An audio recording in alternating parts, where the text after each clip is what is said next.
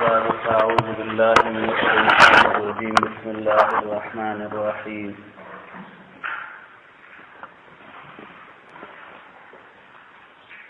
مخکې من ذکر کړیو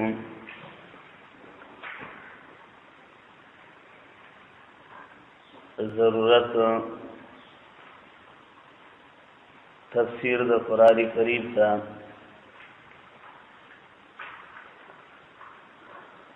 د دوه وجونه یو خدا چې دا وحی ده او د دې علم مونږ ته نشته دی ځکه مونږ ډېر لرې زمانه کې یو نو خامخا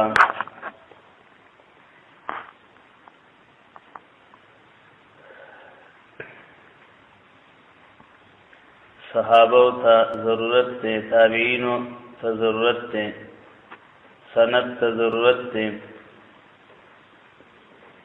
زمنګ په طاقت کې نشته دی په خپل پوه شوم سورۃ بنی اسرائیل 2 نمبر آیات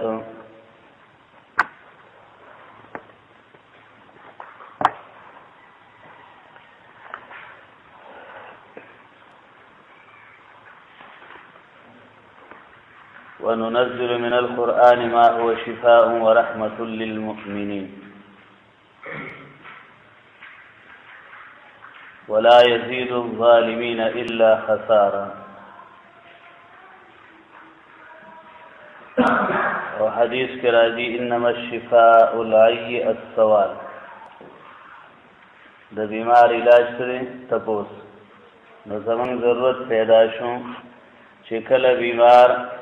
جسمانی وی یا روحانی وی شفاء روغیدل جوړیدل علی چې دې په پوښي هغه دوايي او علاج ورتور کړی شي نو د روح او د بدن دوانو شفاء قران کریم د بدن ضرورت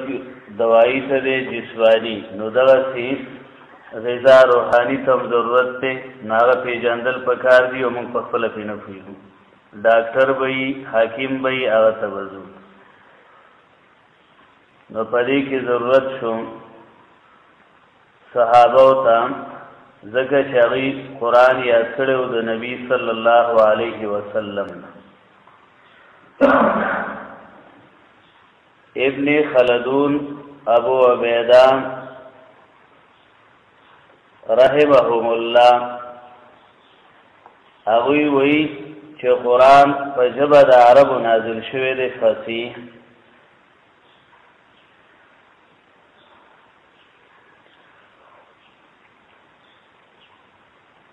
آسان دی هغه اهل لسانو پویدل نو ضرورت نشته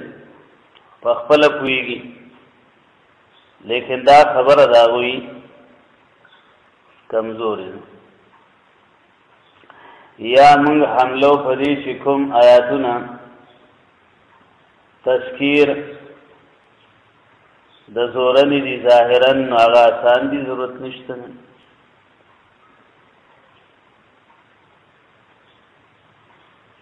پاتې شو د احکام وغیرہ نه کی بیا ضرورت دی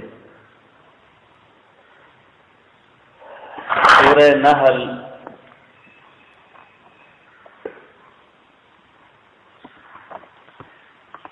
آیات نمبر 3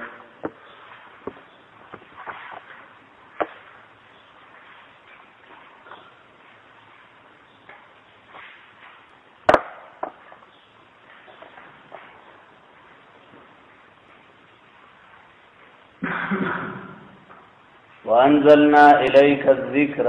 لتبين للناس ما نزل إليهم ولعلهم يتفكرون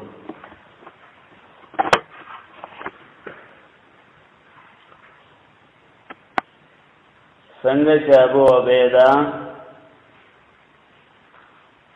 ابن خلدون رحمهم الله وی د منګوي دا قول کمزور دي بیا خود صحابه او تفسیر سره نه ضرورت نه هغه موږ ډیر خپوی ده نږدې مو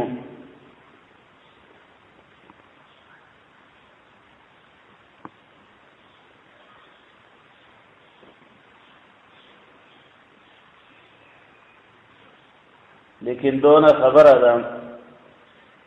چې نبی صلی الله علیه وسلم د قرآن تفسیر او وضاحت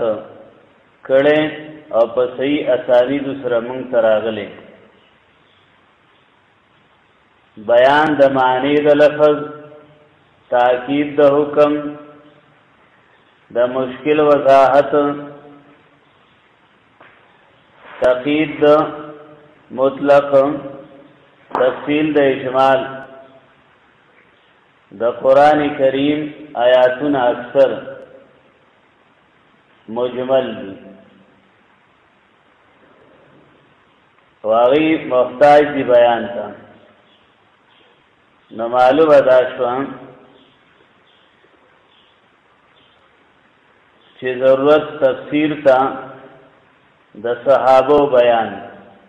او داغی ذکر د نبی صلی الله علیه وسلم نو تفسیر بالماثور شو او دا بهتره طریقه ده نو صحابو حرسو په یادولو د قرآن فهم د معنی استنباط د احکامو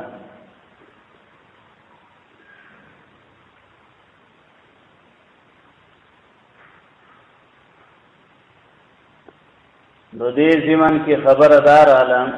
چې آیا تفسیر د صحابي د څه حیثیت دی من مخکې ویلیو تفسیر د قرآن بالقرآن اوچته مرتبه ورپسې تفسیر د قرآن بالحدیث دویمه مرتبه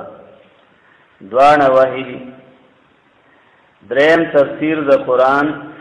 باقوال الصحابه رضی الله عنهم سلورم په اقوال د تابعینو او پنځم قرآن په لغت د عرب راغلي اشعار لغت دغی د فصحا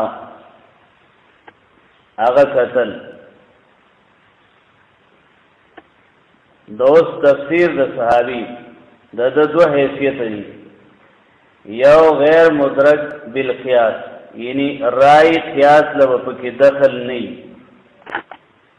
یا بوی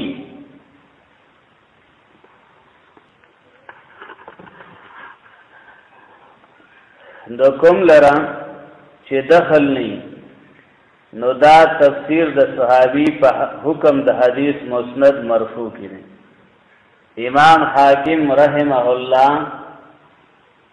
خطیب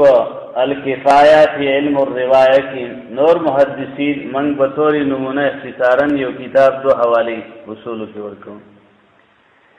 آغی وی چدا مرفوع دی پا حکم دا مرفوع حکمی ورتوی زکا صحابہ عادلان فقہو رد بدعات وکلو بدعات نکړي نه خوښ کړي نتنه منقول دي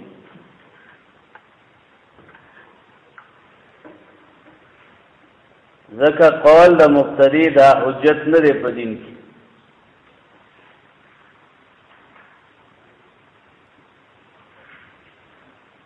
هغه ځان له مسله ده چې بعضی مقتدی داوی نه روایت اغسته شي محدثین وی چې داغی دا روایت نه داغی د بدعات او تایید نه کیږي بلکې رد کیږي